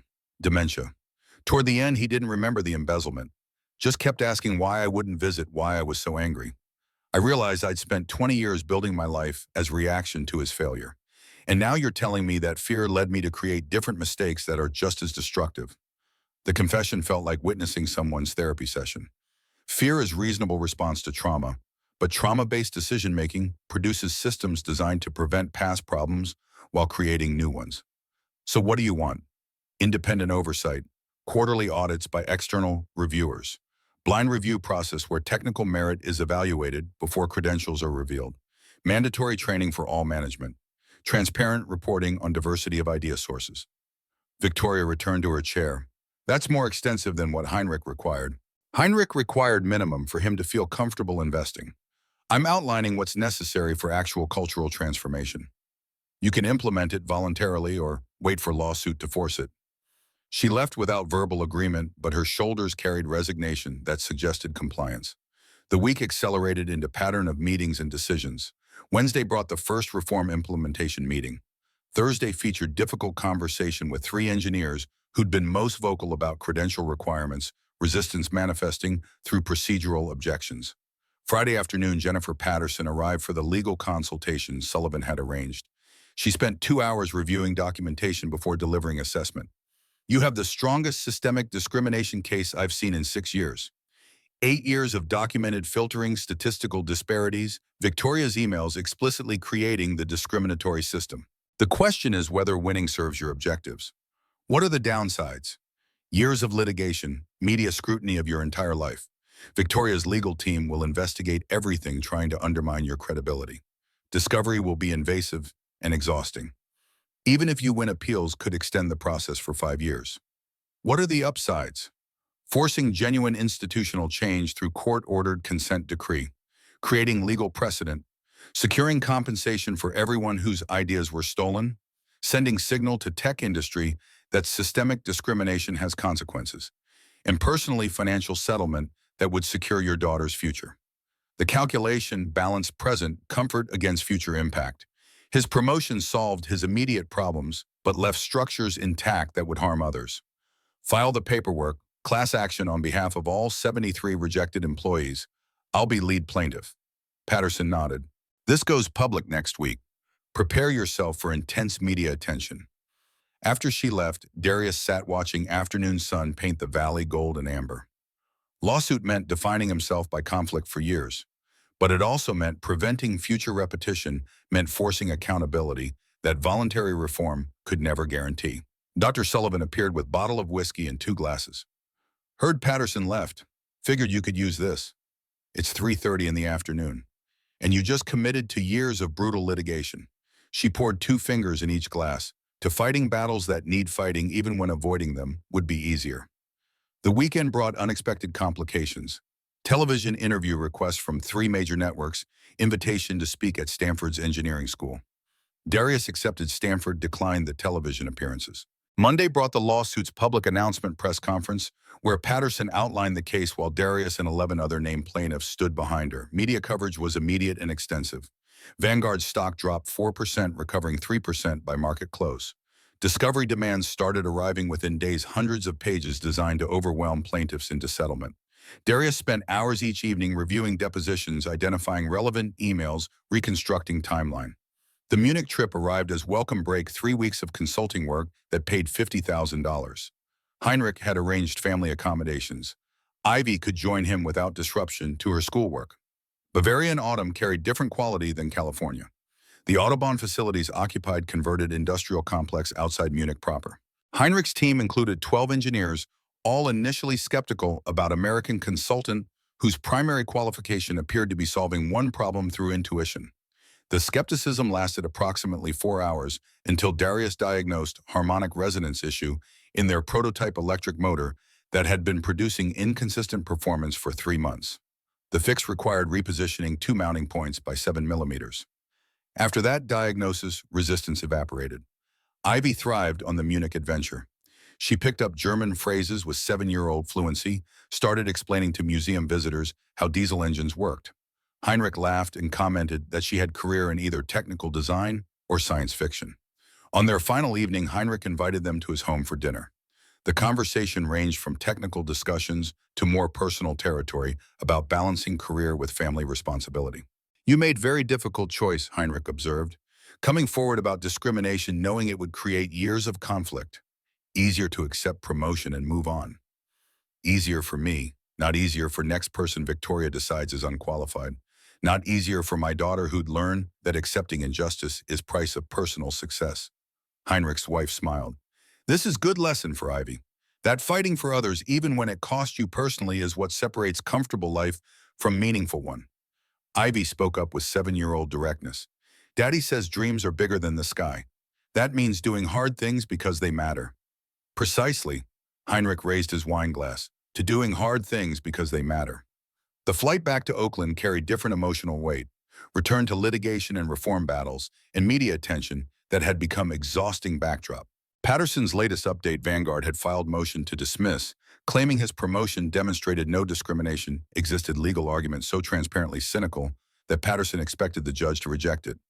Tuesday brought return to Vanguard and peculiar experience of being simultaneously celebrated executive and plaintiff in active litigation. People's interactions carried tension of uncertainty about appropriate boundaries. The lawsuit progressed through discovery's grinding machinery. Deposition in December lasted 7 hours, Vanguard's attorneys asking questions designed to portray him as bitter employee seeking revenge rather than talented engineer responding to systemic injustice.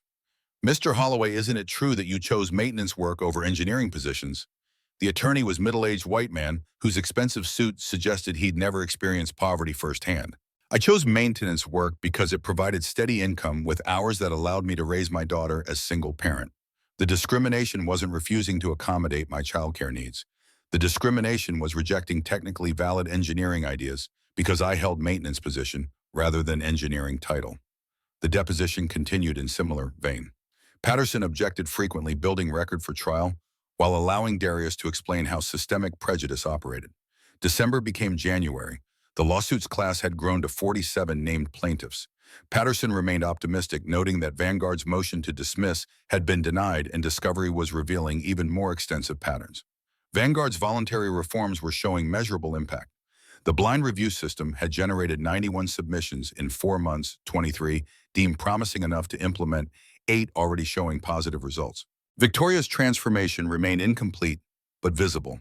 She attended mandatory training with apparent sincerity, began actively soliciting input from employees across organizational hierarchy. Whether the change was sustainable or merely strategic response to legal pressure remained uncertain. February brought Stanford Speech Auditorium, filled with 300 engineering students and faculty. Darius had prepared extensively, wanting to convey complexity rather than simplistic triumph narrative. Credentials have value, he told the audience. They signal commitment, demonstrate baseline knowledge, open doors. I'm not arguing against education. I'm arguing that credentials should be starting point for evaluation, not ending point.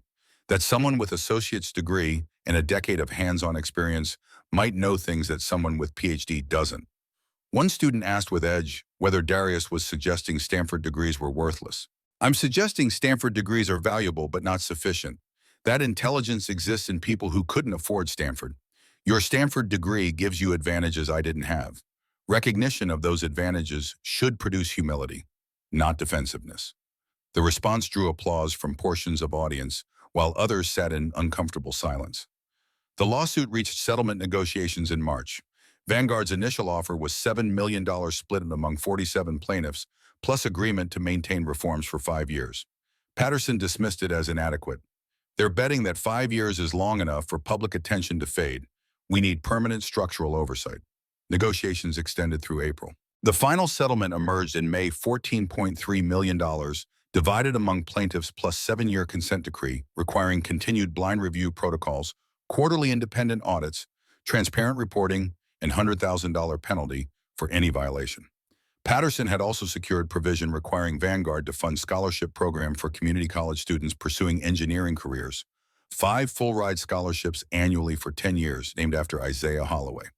Darius's individual settlement amounted to $1.8 million after legal fees. The money felt simultaneously more than fair and inadequate compensation for 4 years of humiliation and systematic exclusion. The consent decree signing occurred in federal courthouse in San Francisco. Victoria attended with her legal team, signing documents that bound Vanguard to structural reforms. Her face carried no satisfaction, only resignation. After the signing, Victoria approached Darius in courthouse hallway. I want to tell you something that's not in any legal document. You were right about credentials being signal rather than proof, about systems that waste talent, about fear creating worse mistakes than the ones it tries to prevent. I built those systems because I was terrified of my father's failure. Now I'm spending the rest of my career trying to undo what fear made me create. The admission was more vulnerable than Darius had expected. Change is harder than maintaining status quo. What matters is whether you sustain the transformation after legal pressure ends. The monitor helps with that. Having external oversight means I can't rationalize backsliding when it gets difficult. They parted without additional words, two people who'd been antagonist and victim, now occupying more ambiguous relationship. The settlement distributed through late summer.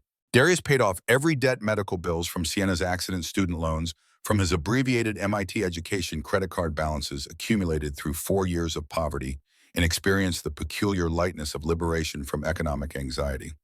Mrs. Foster's retirement gift was rental deposit plus 6 months advance payment on one-bedroom apartment in the same building. She cried when Darius handed her the check, both understanding that money represented more than transaction. The Isaiah Holloway Scholarship Fund launched in September with ceremony at Oakland Community College, 5 students selected through blind review. Ivy attended 7, turning 8, understanding enough to recognize her great-grandfather's legacy was being honored. One scholarship recipient was 19-year-old Latoya Jenkins, former Vanguard administrative assistant, whose server cooling idea had been rejected in 2019. She'd left Vanguard last year thinking she wasn't smart enough, returned after settlement as junior systems analyst. My grandmother cleaned houses for 40 years, never went past 8th grade, but she could fix anything. She'd look at something broken and just know what was wrong. That intelligence is real even though no college recognized it. This scholarship says we see you, we value you, your path matters even if it doesn't look like everyone else's. The audience stood in ovation, recognition that what had begun as lawsuit about one company's discrimination had evolved into broader validation. 18 months after the engine that changed everything, Darius stood on beach at Stinson with Ivy watching sunset paint the Pacific in colors that defied naming. Ivy had grown taller, lost another tooth, developed passion for marine biology. Daddy, when I'm grown up, will people respect me because of what I know or because of where I went to school? The question contained awareness beyond her 8 years. Darius chose honesty over comfort. Some people will judge you by credentials. Others will judge you by capability. The world's getting better at recognizing the difference, but slowly. Your job is to be so good at what you do that even credential-focused people can't ignore your competence. Like you fix the engine? Like I fix the engine. Excellence forces recognition eventually, but you shouldn't have to be exceptional just to be seen as adequate. Ivy picked up a piece of driftwood. You changed things, though. The lawsuit and the scholarship. So maybe I won't have to fight as hard. Maybe, I hope so. But probably you'll face different versions of the same fight. Change happens slowly across generations through thousands of small victories that accumulate into transformation. Bigger than the sky. Bigger than the sky. He pulled her close. Always bigger than the sky. They walked the beach until darkness made footing uncertain, then drove back to Oakland. The apartment waited, small but sufficient, marked by improvements his settlement money had funded. Sienna's photo watched from the shelf. He'd never know if she'd be proud, but the question mattered less now than ensuring Ivy grew up believing that invisible didn't mean powerless. Monday would bring new challenges, continue to reform implementation, consent decree, monitoring, consulting assignment in Detroit. But Monday was 40 hours away. The engine ran perfectly now, powering autonomous vehicles across 12 countries. But the real achievement wasn't mechanical success. It was proving that excellence existed in people systems had been designed to ignore that credentials signaled possibility, but didn't determine capability. One person's victory was incomplete without structural change. He climbed out and welded the ladder in place so others could follow, fought to ensure the climb wouldn't be as steep for those who came next. Whether that was enough remained uncertain, but it was what he could do. And sometimes enough was precisely that, sufficient for the moment while acknowledging more remained. Ivy's breathing deepened into sleep. Darius watched her for long minutes, memorizing this moment between past vindication and future uncertainty, between the life they'd survived and the life they were building. The city lights spread below millions of people navigating struggles between poverty and prosperity, between being seen and being ignored. Each light represented possibilities, some fulfilled and others deferred. Change happened slowly, but it happened when enough people refused to accept that current arrangements were natural or inevitable. The engine had been one fight, the lawsuit another, the scholarship fund a third. How many more fights remained, Darius didn't know. But he knew he'd keep fighting, keep building foundations for transformation that might not complete in his lifetime, but would accumulate toward justice across generations. Bigger than the sky wasn't destination. It was direction, daily choice to reach higher than seemed possible, to demand more than systems wanted to provide. The night deepened. The city continued its restless evolution. And in a small apartment, a father watched his daughter sleep and promised that this fight would matter, that their struggle would bend the world's trajectory, however slightly, toward justice. Not a perfect ending wrapped in triumphant resolution, but an honest one acknowledging that victories were partial, that systems resisted transformation, that the work of justice was never truly finished. Just continued generation after generation by people who refused to accept that invisible meant powerless, or that dreams bigger than the sky required anything less than actions that matched their ambition.